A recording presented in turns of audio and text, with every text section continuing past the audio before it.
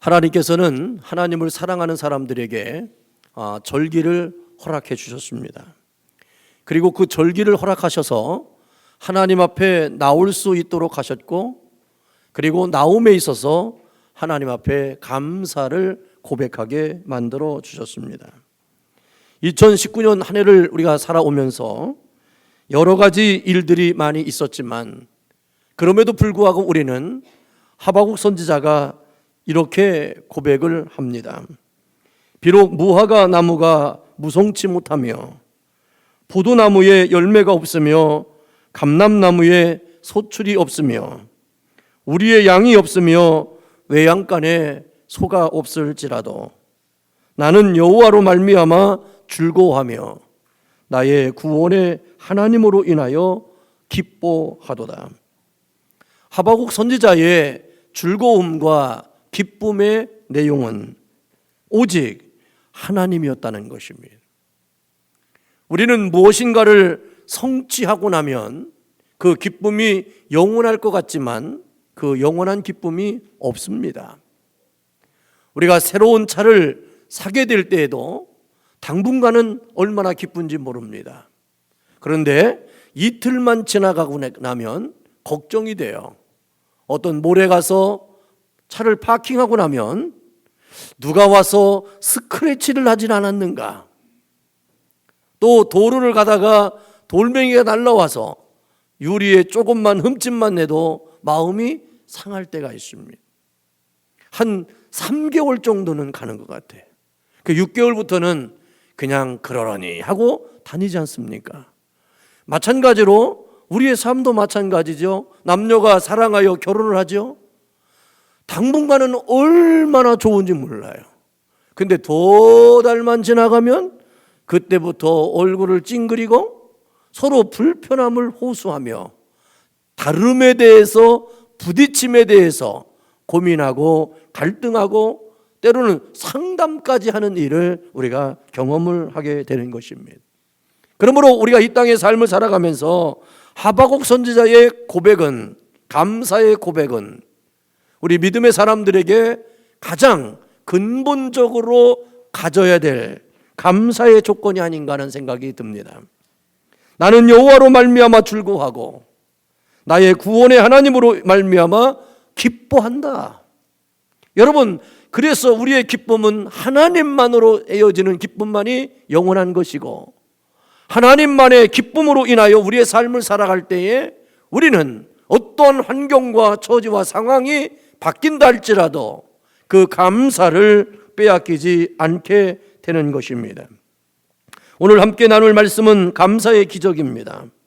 감사에는 기적이 따릅니다. 오늘 읽은 본문은 유다 왕 여호사밧이 여호와 하나님의 도우심으로 인하여 암몬과 모압의 연합군을 이기는 장면이 기록되어 있습니다. 그런데 여호사밧이 어떻게 이깁니까? 그들은 다른 것이 아니라 찬송으로 이겼습니다. 오늘 21절의 말씀에 보면 여호와께 감사하라, 그 인자하심이 영원하도다라고 말하고 있습니다. 바로 하나님의 인자하심과 하나님의 우리를 향하신 사랑하심이 영원하다라고 그들은 찬송했습니다. 오늘 21절 끝부분에 보면 하게 하였더니, 여기서 하게 하였더니에 대한 귀한 의미가 있습니다. 그것은 감사의 결과를 의미하기 때문입니다. 감사할 때 어떤 기적이 있었습니까? 이스라엘 백성들이 하나님 앞에 하나님을 인정하고 하나님께 찬송할 때 어떤 기적이 일어났냐면 오늘 본문 말씀에 보면 세 가지의 기적이 일어났습니다. 첫 번째, 감사할 때에 승리의 기적이 일어났습니다. 22절과 23절의 말씀에 보면 그 노래와 찬송이 시작될 때에 그랬습니다. 찬송을 시작하면서부터 여호와께서 복병을 두어 유다를 치러 온 암몬 자손과 모압과 세일산 주민들을 치게 하심으로 그들이 패하였으니 곧 암몬과 모압 자손이 일어나 세일산 주민들을 쳐서 진멸하고 세일 주민들을 멸한 후에 그들이 서로 쳐 죽였더라 그렇게 있습니다. 역대하 18장에 보면 아합과 연합하고도요 이들을 이기지 못했습니다. 그들은 아합과 연합하게 되면 암몬 자손과 모압 자손들을 늘 이길 수 있다고 생각했어요. 그래서 그들과 조약을 맺고 그들에게 조공을 바쳐가면서 그들의 도움을 받고 싸움을 했지만 그들은 실패했습니다. 그럴 때 하나님께서 이들이 연합하여서 다시 이스라엘 백성들을 쳐들어왔을 때 하나님께서는 여호사밧 왕에게 선지자를 통하여 들려진 게 뭐냐면 우리는 저들을 이길 수가 없습니다. 우리가 이길 수 있는 것은 하나님이 우리를 대신해야 됩니다. 그러기 위해서는 하나님을 찬송하십시오.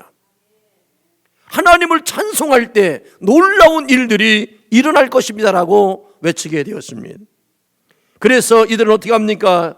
23절에 보니까 하나님께서 복병을 두어 암몬과 모압과 세리산 거민을 치시니 후에는 저희들끼리 살육하여서 한 사람도 남지 않았다라고 증거하고 있습니다. 하나님께서 지시한 대로 했더니 대승리를 가져왔다는 것입니다. 하나님께서 무슨 메시지를 위해서 전쟁사를 여기 기록해 놓으셨겠습니까? 그것은 우리 성도들이 감사와 찬송으로 영적 승리를 할 수 있음을 보여주기 위함인 것입니다. 찬송을 보면 즐거울 때만 찬송하는 게 아닙니다. 슬플 때에도 찬송할 게 있습니다. 어려울 때도 찬송할 게 있습니다. 내가 눈물이 그치지 않고 흐를 때에도 찬송할 수 있는 내용이 얼마나 많은지 모릅니다. 우리 인생의 삶을 살아가는 모든 과정을 찬송할 수 있도록 만들어 주셨습니다. 그럴 때 하나님께서는 그 모든 일들을 감당하게 만들어 주셨다는 것입니다.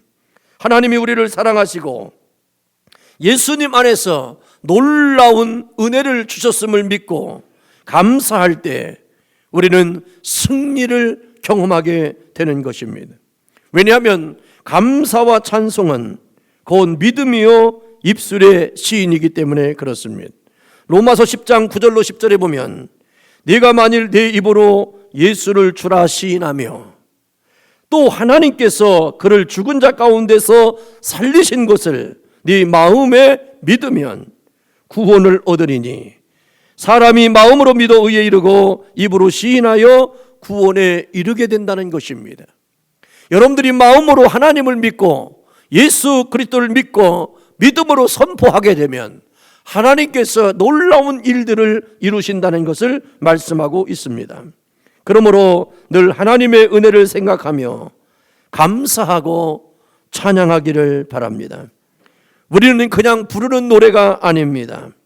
우리를 구원하신 하나님 아버지의 사랑과 그리스도 예수의 은혜와 성령님께서 감동교통 역사 충만하심을 통하여 이 세상의 모든 것들을 치리하시고 다스려 주셔서 나를 통하여 믿는 자를 통하여 영광을 받으시게 하기 위하여 우리에게 승리를 허락하심을 믿고 감사하는 것입니다.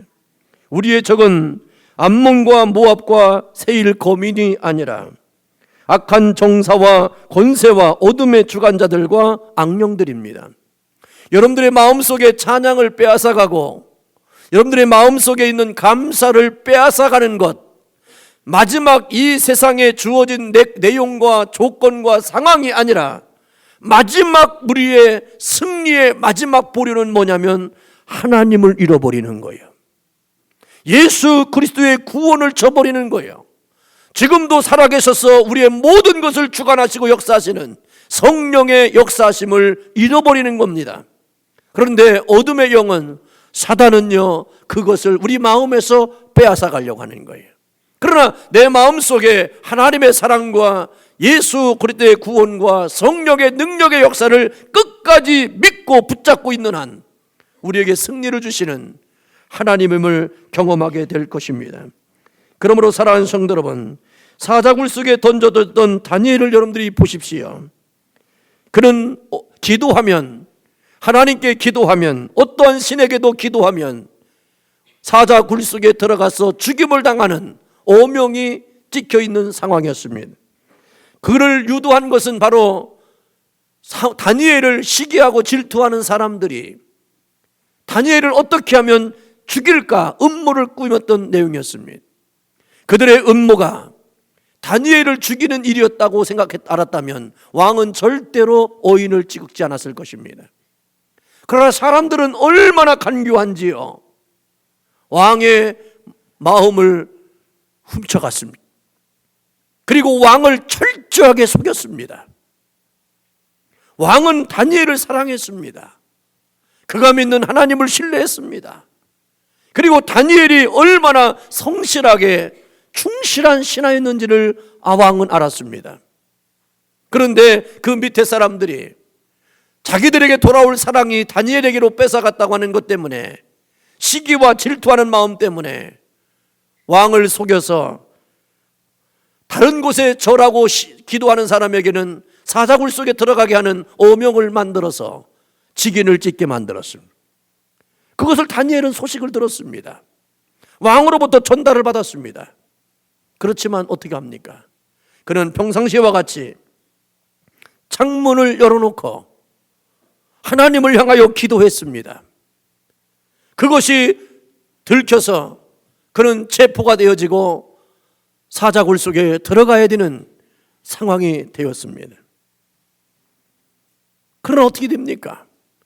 사자굴 속에 그가 던져졌을 때 성경에 보면 하나님께서 천사들을 먼저 보내서 사자들의 입과 발톱을 하나님이 막았다고 그랬습니다. 그래가지고 다니엘이 떨어질 때 사자들이 다니엘을 해하지 못하게 했습니다. 임금님은 밤새도록 다니엘이 사자굴 속에 들어갔다는 얘기를 듣고 음식을 패하고 그가 음악을 패하고 밤을 잠을 자다 왔다가 새벽에 일찍 일어나서 사자굴 속에 다가가서 외칩니다. 네가 믿는 하나님이 너를 살려주셨더냐? 네가 믿는 하나님이 너를 지켜줬느냐라고 왕이 질문할 때 다니엘이 이렇게 외칩니다. 왕이여 만세수하옵소서. 나의 하나님께서 살아계신 하나님께서 나를 지켜주셨나이다. 그럴 때 이 왕이 감동을 먹습니다. 그리고 다니엘을 끌어내고 그를 음모하고 왕을 혼란케 했던 신하들을 그 사자굴 속에 집어넣을 때 성경은 이렇게 표현하고 있습니다. 그들의 몸이 땅에 떨어지기 전에 공중에서 사자들이 그들을 삼키었다라고 증거하고 있습니다. 여러분, 이 승리가 어디에서 옵니까? 다니엘의 승리는 하나님은 나의 영원한 구원자이시며 하나님을 향하여 믿고 고백하는 사람에게는 끝까지 죽음의 자리에서도 건져내 주시는 승리케 하시는 하나님의 은혜를 고백하게 하는 것입니다. 그러므로 오늘날 사자는 시험과 같은 겁니다. 우리가 예수님을 믿어도 시험당할 때가 있습니다. 예수님을 믿노라 해도 어려움을 당할 수 있습니다. 그러나 그것이 끝이 아니라 우리는 그 모든 것으로부터 반드시 승리할 것을 믿으시기를 주의 이름으로 축원합니다.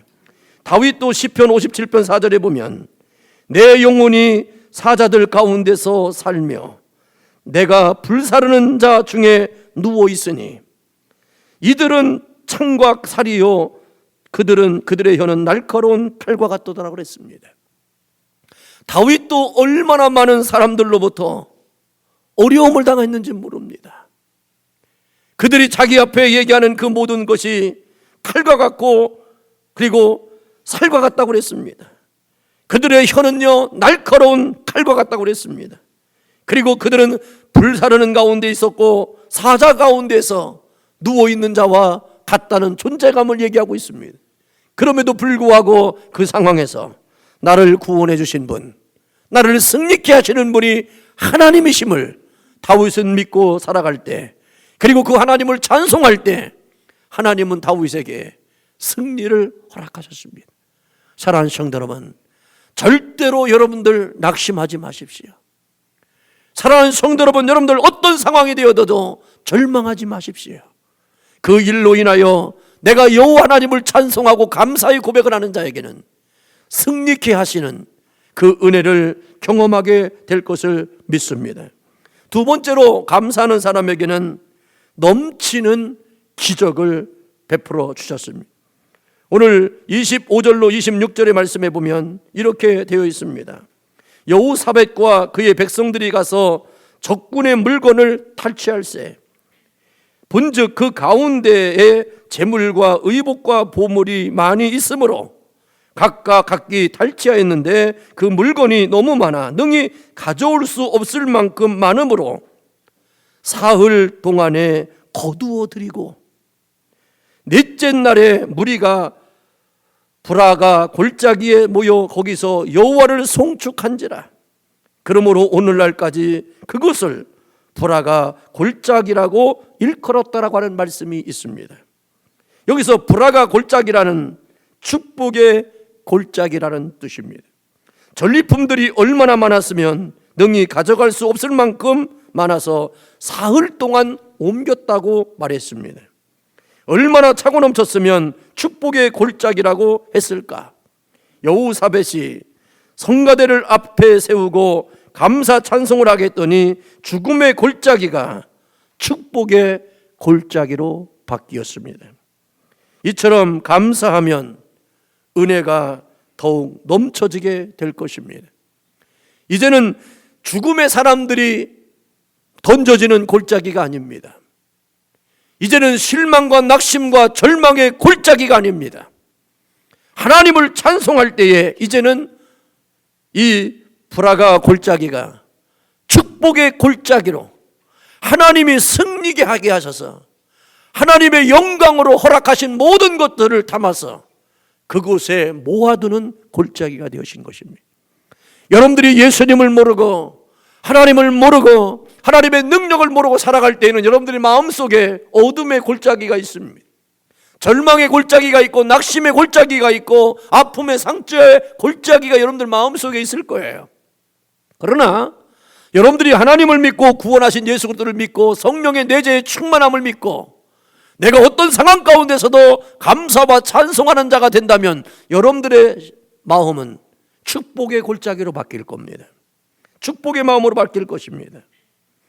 그러므로 고린도후서 4장 15절에 보면 모든 것을 너희를 위하여 하는 것은 은혜가 많은 사람의 감사함으로 말미암아 더하여 넘쳐서 하나님께 영광을 돌리게 하려 하심이라고 말씀하고 있습니다.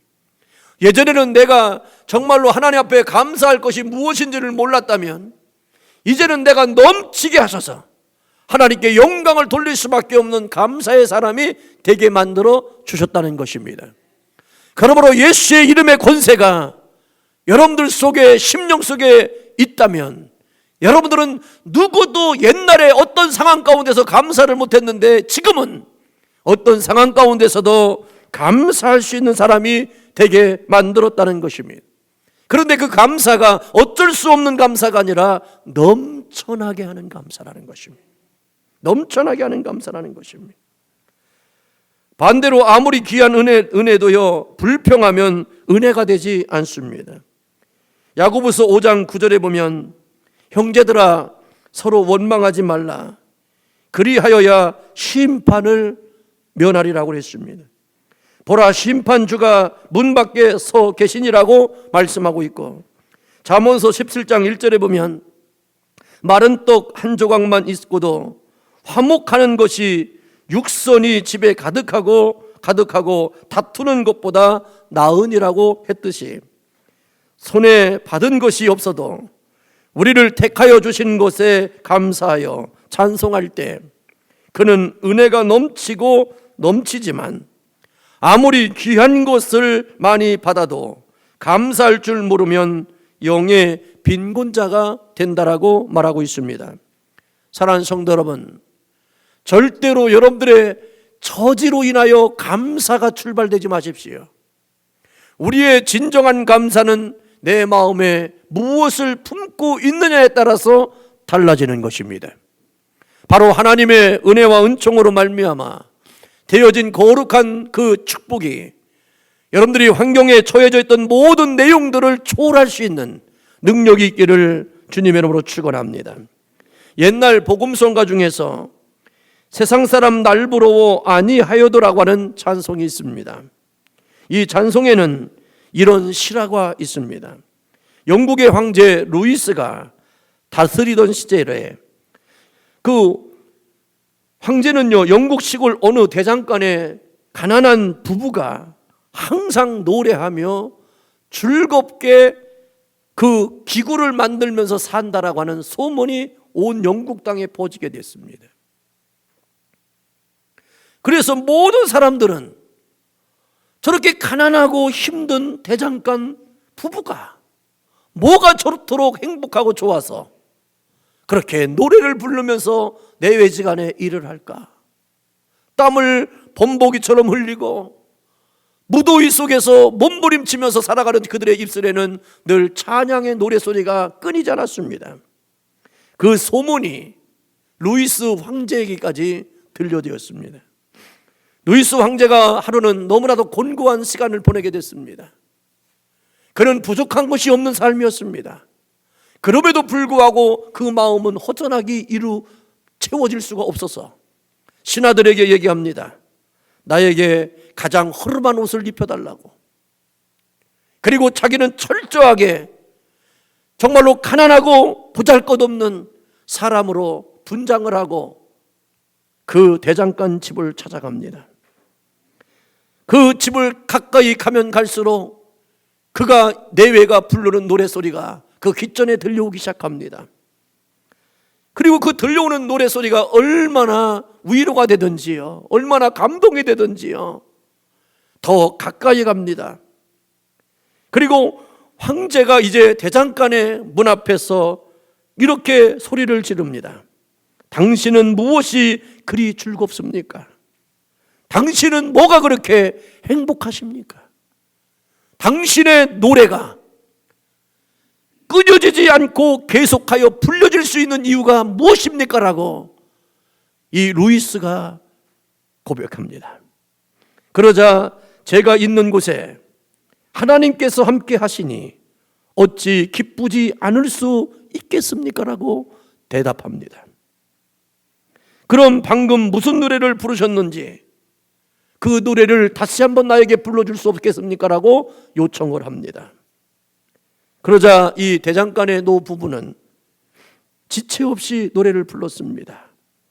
세상 사람 날 부러워 아니하여도 나도 역시 세상 사람 부럽지 않네.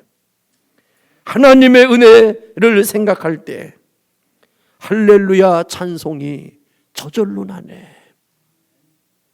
이가 평생을 감사하면서 기뻐하면서 즐거워하면서 노래할 수 있는 것은 루이스 황제는 다른 내용이 있는 줄 알았습니다. 그런데 그의 내용의 고백은 뭡니까? 하나님의 나와 함께 하시니, 하나님의 은혜가 내게 계속 머무르고 계시니 내가 어찌 하나님을 찬송하지 아니하고 기뻐하지 않을 수 있겠느냐라고 외치면서 노래를 불렀습니다. 그 은혜에 감동이 돼서 루이스 황제가 이렇게 얘기합니다. 그러면 1절을 불렀으니 2절은 없습니까? 라고 얘기했더니 이 대장간 부부가 얘기합니다. 왕이여, 2절은 없습니다. 1절만 나는 지금까지 평생을 불러왔습니다. 그때 루이스 황제가 이렇게 얘기합니다. 내가 2절을 만들어줘도 되겠습니까? 네, 해보세요. 그랬더니 루이스 황제가 이렇게 불렀습니다. 세상 사람 날 부러워 아니하여도 나도 역시 세상 사람 부럽지 않네. 하나님의 은혜 생각할 때 할렐루야 찬송이 저절로 나네 하면서 이렇게 얘기합니다. 세상 사람 날 부러워 아니하여도 영국 황제 루이스가 널 부러워해. 영원토록 누릴 영화 생각할 때 할렐루야 찬송이 저절로 나네 그랬습니다. 여러분, 루이스 황제가 대장간 부부를 부러워한다고 그랬습니다. 당신이 부럽다는 겁니다. 당신들이 그렇게 사는 게 부럽다는 겁니다. 이 대장간 부부는 누이스 황제가 부럽지 않아요.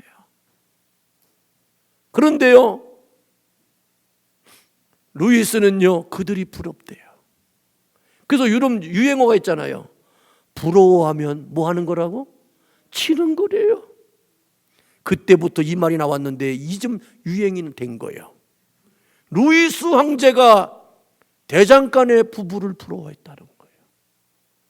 여러분들, 놀라운 사실 아닙니까?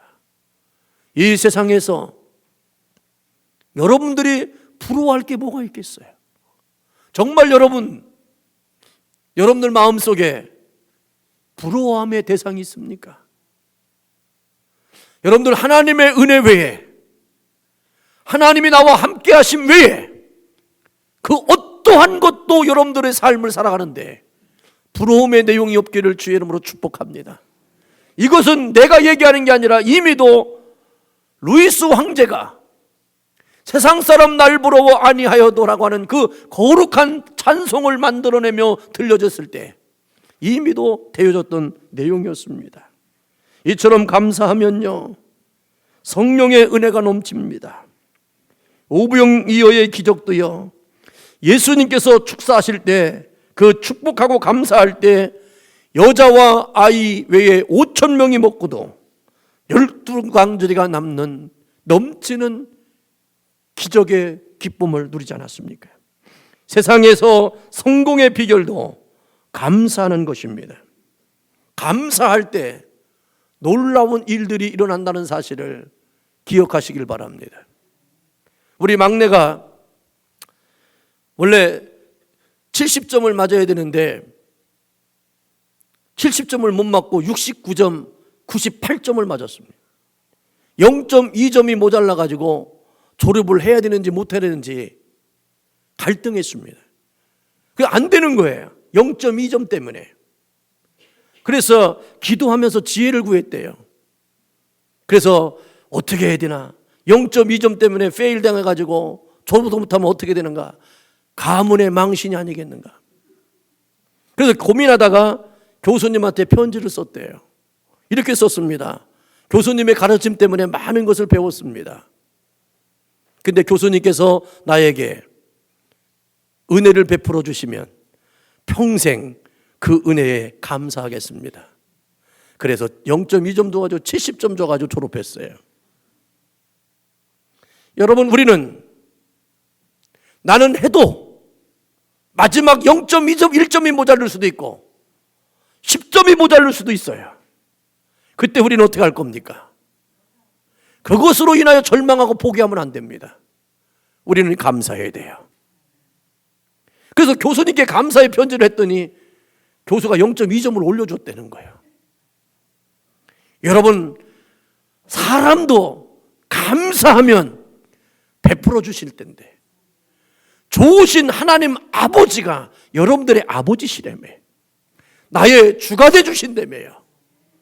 거기에서 우리가 하나님께 감사하지 못할 것이 뭐가 있겠습니까? 여러분들이 감사하기만 하면, 하나님을 인정하기만 하면 넘치도록 채워주시는 그 은혜가 있을 줄로 믿습니다. 마지막으로 감사에는요, 기적은 뭐냐면 즐거움과 평안입니다. 27절에 보면 유다와 예루살렘 모든 사람이 다시 여호사밧을 선도로 하여 즐겁게 예루살렘으로 돌아왔으니 이는 여호와께서 그들이 그 적군을 이김으로써 여호와 즐거워하게 하셨음이라고 말씀하고 있고요. 그 다음에 29절로 30절의 말씀에 보면 이방 모든 나라가 여호와께서 이스라엘의 적군을 치셨다함을 듣고 하나님을 두려워함으로 여호사밧의 나라가 태평하였으니 이는 그의 하나님이 사방에서 그들에게 평강을 주셨덤이라. 평강을 주셨다라고 그랬습니다. 이처럼 감사에는요, 즐거움과 평강이 임하게 된다는 것입니다. 근데 이 감사와 찬송하는 사람에게 하나님께서 사방으로부터 평강을 내 마음속에 주신다는 거예요. 평강을 주신다는 거예요. 하나님께서 여러분들에게 즐거움을 주신다는 것입니다. 얼마나 감사한 일이십니까? 학자들이요, 1시간을 사람들을 웃게 했더니 웃게 한 이후에 그 피를 뽑아가지고 실험을 해보았습니다. 그랬더니 암을 잡아먹는 NK 세포가 몇 배나 있더라는 것입니다. 그래서 암 환자들에게는요, 기쁨을, 웃음을 잃어버리게 하는 것이 있습니다. 그래서 암 환자들에게는요, 즐겁게 해줘야 됩니다. 기쁘게 해줘야 됩니다. 그냥 터무니없게 막 웃게 만들어야 됩니다. 그러면 이 NK라고 하는 세포가 일어나가지고 암세포를 이길 수 있도록 허락한다는 거예요. 그래서 엔돌핀이 막 나오게 만드는 거예요. 그런데 여러분들이 찬송하고 감사하면 하나님께서 여러분들에게 엔돌핀이 막 샘솟듯 넘쳐나가지고 어떤 질병이 와도 자꾸 일어나게 되면 거뜬하게 만들어 주시는 거예요. 여러분, 그래서 여러분들에게 마음속에 또 육체 속에 질병이 있는 분이 있습니까? 기뻐하십시오.